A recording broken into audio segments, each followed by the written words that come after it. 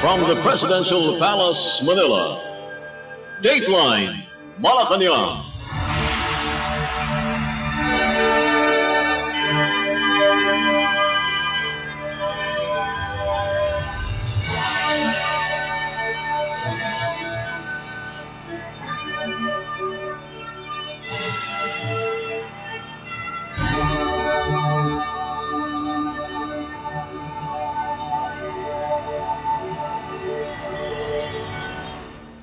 Good day, this is Dateline Malacañang and here are the news. Mere days after twin typhoons Tino, international name Kalmegi, and Uwan, international name Fungwong, devastated and flooded the country, Philippine President Ferdinand R. Marcos Jr. inaugurated a metro-wide flood control program, vowing to keep it going all year and expand it nationally. The effort, known as Oplan Kontra Baha, pulls together national agencies, local government units or LGUs, and private sector partners to remove and clean rivers, creeks, and drainage systems around Metro Manila, which have long been filled with rubbish and debris, worsening floods during storms. So, ang una natin kailangan gawin ay linisin lahat ng mga estero, lahat ng mga spillway, lahat ng ganito upang maging mas malalim yung ating pagdadaanan ng tubig, isang-isa. Pangalawa, para maayos natin at maging mas maganda ang pagtakbo ng tubig para hindi nga maiwan ang lupa na nanggagaling sa taas, yung ibig nagsisiltation. Hindi ito maaaring gawin na minsan lang. Ito ay patuloy natin gagawin, hindi natin titigilan ito. Kasama na ito sa MOOE ng DPWH, maintenance na kailangan nilang gawin every year. Ngayon, itong unang phase, kailangan dahil napakalalim pa, 10 meters pa yung huhukayin on average sa ating, ganun kababaw na yung tubig. 10 meters ang kailangan natin hukayin para yung iba 20 meters. I'm sorry, 10 feet. 3 meters pala, sorry. 3 meters, 10 feet upang matiyak natin na maganda ang pagdaloy ng tubig. Ngayon, we will continue to do this first part of the Oplan hanggang July of next year. Ng mga 9 months ito, hindi namin titigilan. Ngunit, even after that 9 months, ay patuloy lang, regular na ang paglinis, pag-desiltation, paglinis ng basura, lahat ito ay patuloy natin gagawin. Hindi natin pwedeng tigilan. The Department of Public Works and Highways, or DPWH, Metropolitan Manila Development Authority, or MMDA, and partner LGUs will oversee the operations covering 142.4 kilometers of rivers, creeks, and esteros, and 333.15 kilometers of drainage systems throughout the capital region. President Marcos noted that the DPWH has already incorporated the Oplan in its maintenance and other operating expenses, or MOOE, to ensure that waterway cleanup is a permanent year-round program. President Marcos emphasized the importance of whole-of-government and whole-of-nation cooperation by conducting simultaneous cleanups in Valenzuela, Tondo, San Juan, and Las Piñas. The plan was supported by DPWH Secretary Vince Dizon, Transportation Secretary Giovanni Lopez, MMDA Chairperson Romando Artes, and business leaders Ramon Ang of San Miguel Corporation and Manuel Pangilinan of Metro Pacific Investments Corporation. Ramon Ang of San Miguel, who had already pledged to assisting with Metro Manila's chronic flooding, was among the first to advocate for the coordinated cleanup effort, which President Marcos vowed would soon be emulated in other flood-prone areas such as Cebu, Bacolod, Rojas City, Bulacan, and Pampanga. Dateline Malacañang. Government agencies will be working together for the implementation of a flood mitigation program in the province of Cebu, which experienced massive flooding due to Typhoon Tino, international name Kalmegi. According to Department of Public Works and Highways, or DPWH Secretary Vince Dizon, they are looking to implement the flood control master plan laid down during the previous administration.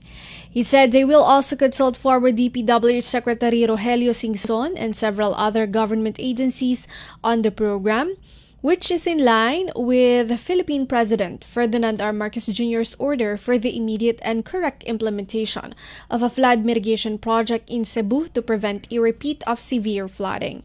He noted that the President directed him to consult Singson on the proper implementation of the flood control master plan.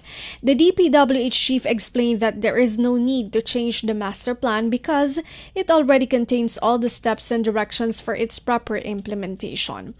The DPWH, Dizon said, will collaborate with the National Irrigation Administration or NIA and the Department of Environment and Natural Resources or DENR for the implementation. On Tuesday, the three agencies' heads discussed the implementation of the project. Typhoon Tino claimed at least 232 lives, including 150 from Cebu, due to massive flooding when it hit the Visayas last week. Dateline Malacañang. The Independent Commission for Infrastructure or ICI may soon visit Cebu in the coming weeks to check why the flood control projects in the province failed despite considerable funding. ICI Special Advisor Rodolfo Azurin Jr., in an interview with reporters, noted that Cebu officials have said that up to 26 billion pesos in flood control projects have been implemented in the province. He said the Philippine National Police Criminal Investigation and Detection Group or CIDG and the National Bureau of Investigation or NBI have been tasked to secure documents for the ICI. Azurin made the statements after the ICI convened a high command conference with representatives from key government agencies engaged in the investigation and prosecution of persons accountable for anomalous flood control and infrastructure projects. The coordination meeting briefed relevant agencies on their respective duties in the investigation, including the Bureau of Internal Revenue scrutiny of taxes paid by the 16 top contractors that cornered the bulk of the ghost projects. Azurin said out of the 421 projects initially identified by the ICI and the DPWH, the ICI is prioritizing the 80 projects that involve the contractors mentioned by Philippine President Ferdinand R. Marcos Jr. Meanwhile, the ICI said the scheduled appearance of former DPWH Undersecretary Roberto Bernardo before the body has been postponed at the request of his counsel. Dateline Malacañang. The Department of Public Works and Highways or DPWH said it targets to restore the damaged floodgate of the Paco pumping station to its original position within 2 weeks, while the permanent and reinforced floodgate is expected to be completed in 3 months. The floodgate of the pumping station in Manila was among the infrastructure projects that were damaged during the onslaught of Super Typhoon 1 over the weekend. Secretary Vince Dizon discovered the damage during an inspection at the Paco pumping station in response to the directive of Philippine President Ferdinand R. Marcos Jr. to immediately assess the extent of the damage caused by one and the immediate repair of the agency's damaged projects, including other infrastructure in Metro Manila. He noted that the floodgate of the said pumping station, which has a catchment area of 182 hectares, was damaged after a strong surge of water from the Pasig River reached more than 12 meters on the night of November 9. While the incident and cause of the damage are being investigated, he added that they will collaborate with Korean consultants for a more robust repair of the pumping station. At the same time, the DPWH chief explained that the project is currently under the contractor's 2-year defects and liability period after its rehabilitation in 2024. Because of this, the government will not spend for its repair. Dateline Malacañang. Still on calamity response, Acting Transportation Secretary Giovanni Lopez ordered the immediate repair and expansion of the Pio Duran port in Albay. That was damaged during the onslaught of Super Typhoon 1 on November 10. The infrastructure works are in line with Philippine President Ferdinand R. Marcos Jr.'s directive to ensure the quick repair of infrastructures, particularly transport hubs affected by Uwan and Typhoon Tino on November 4. During the inspection at the Pio Duran port, Port Lopez ordered the Philippine Ports Authority or PPA to build a new and wider pier as well as a road connector to rehabilitate the current condition of the port. He said 30 cargo trucks are already scheduled to depart from the port to Masbate. He also emphasized that the port is vital for the local public transportation, businesses, and trade. Lopez also ordered the construction of a Philippine Coast Guard or PCG law enforcement building at the port to ensure a timely response to maritime emergencies and to provide security. During the inspection, PPA General Manager J. Santiago said a top payment of the slope protector of a ramp at the Pio Duran port was damaged. On the other hand, the PPA reported several broken solar lights, a damaged ceiling at the passenger terminal building, and a damaged roll-up door of the generator set at the San Andres port in Catanduanes. Meanwhile, the typhoon damaged two high-mast lighting and CCTV cameras at the port of Pasacao in Camarines Sur. However, he assured that all ports in Bicol under the PPA are operational. Dateline Malacañang. Philippine President Ferdinand R. Marcos Jr. has earmarked 95 million pesos in aid for the recovery of several Negros Occidental towns severely affected by Typhoon Tino. The allocation was announced by Tourism Secretary Cristina Frasco, who with Education Secretary Sani Angara was in the province to represent President Marcos in providing relief and conducting an on-the-ground assessment. The Department of Tourism, or DOT, said a Presidential Assistance Fund will be coursed through local government units to boost rehabilitation efforts. Of the total amount, 50 million pesos is allocated for the province of Negros Occidental, 10 million pesos each for La Carlota City and the municipalities of La Castellana and Moises Padilla, and 5 million pesos each for Binalbagan, Isabela, and Hinigaran. The two cabinet secretaries facilitated the distribution of family food packs, family kits, and hygiene kits from the Department of Social Welfare and Development or DSWD to families across multiple evacuation centers and municipalities in the province. At least 100 jerry cans, a box of assorted medicines from the Department of Health, and 25 shelter-grade tarpaulins were likewise turned over to each locality.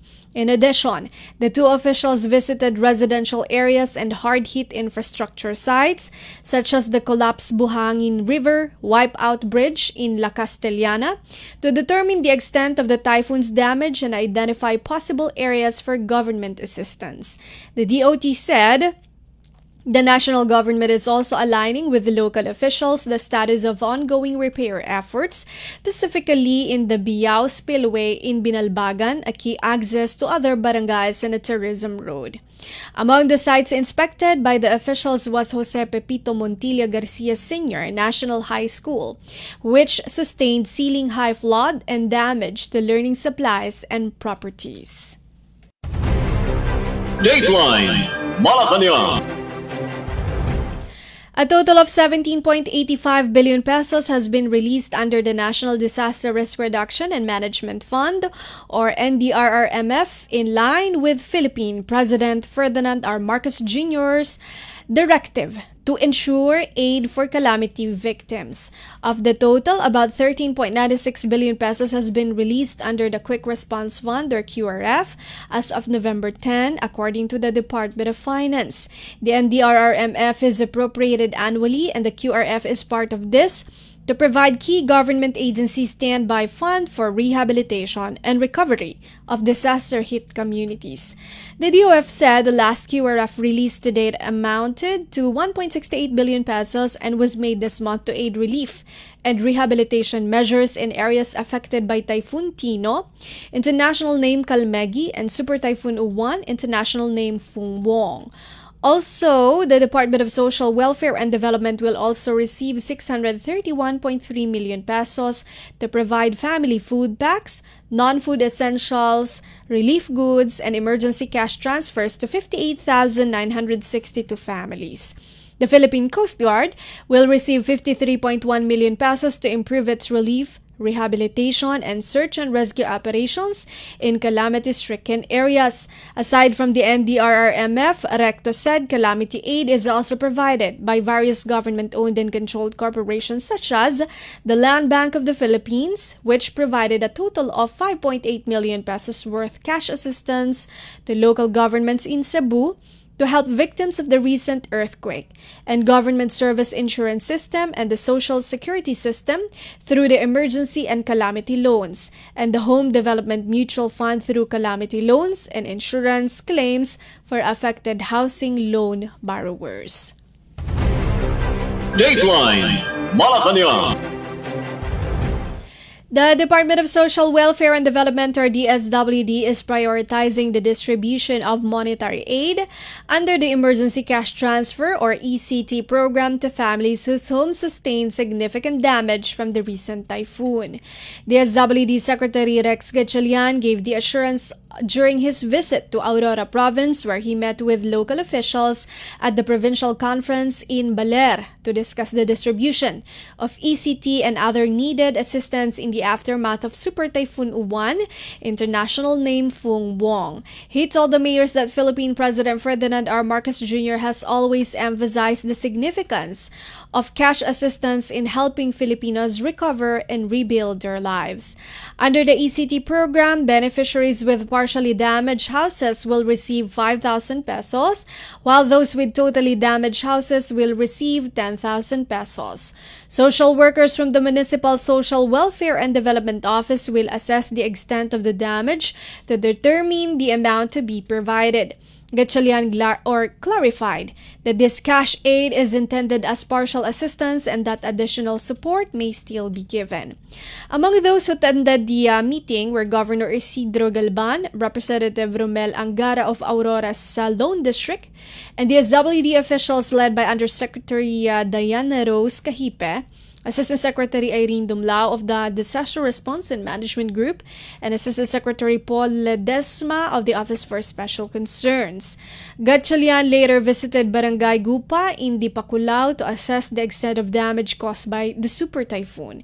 He also supervised the ongoing relief operations, including the distribution of 500 boxes of family food packs, hygiene kits, and sleeping kits.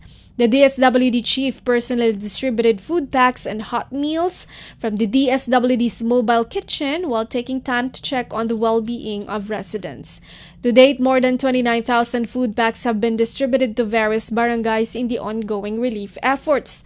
Based on the DSWD assessment, the municipalities of Dinalungan, Dingalan, Kasiguran, and Dilasag were among the hardest hit by the storm surge, resulting in Aurora Province being placed under a state of calamity. The DSWD Central Luzon Field Office has requested a replenishment of its relief supplies, with an additional 15,000 FFP scheduled for delivery before the end of the month. Dateline Malacañang. Philippine Army or PA units are working non-stop to restore access to isolated communities in typhoon-hit areas in Aurora and Cebu Province. In a statement, the PA spokesperson, Colonel Louis De Maala, said these units are working around the clock to clear roads of debris left by recent powerful cyclones Tino and Uwan. In Aurora, where Super Typhoon Uwan made landfall Sunday, Combat Engineer Regiment CER teams conducted rescue and clearing operations in Barangay Bakong in San Luis Town, De Maala said.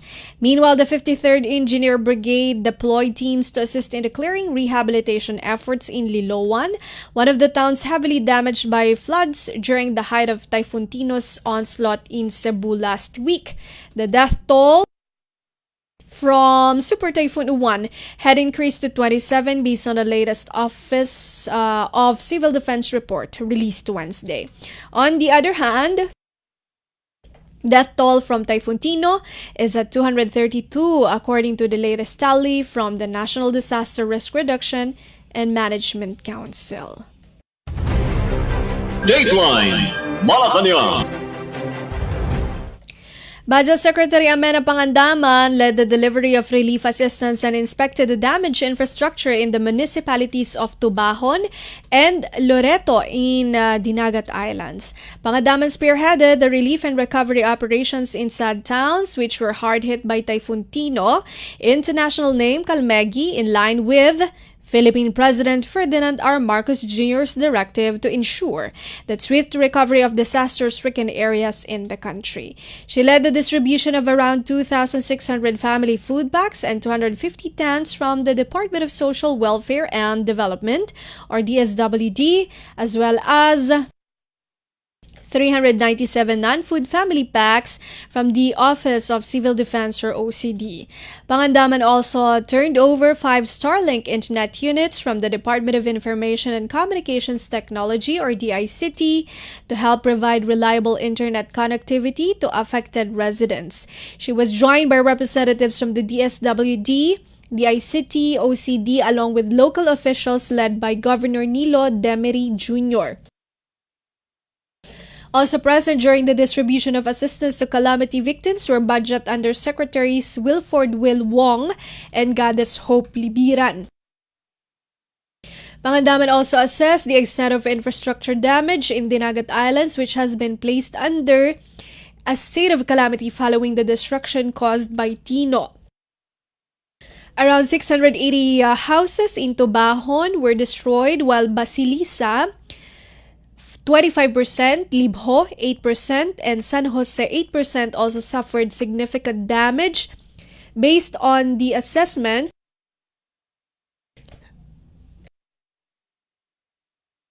of the Provincial Disaster Risk Reduction and Management Council chaired by Demery. Major infrastructure damage includes the impassable Cabinliu Bridge in Loreto and about 40% damage to the power plant on Gibusong Island. The Provincial Agriculture Office also reported losses in the farming sector, with 90 banana plantations in Loreto damaged, 10% of coconut farms affected, and about 2 hectares of cassava destroyed. Dateline Malacañang.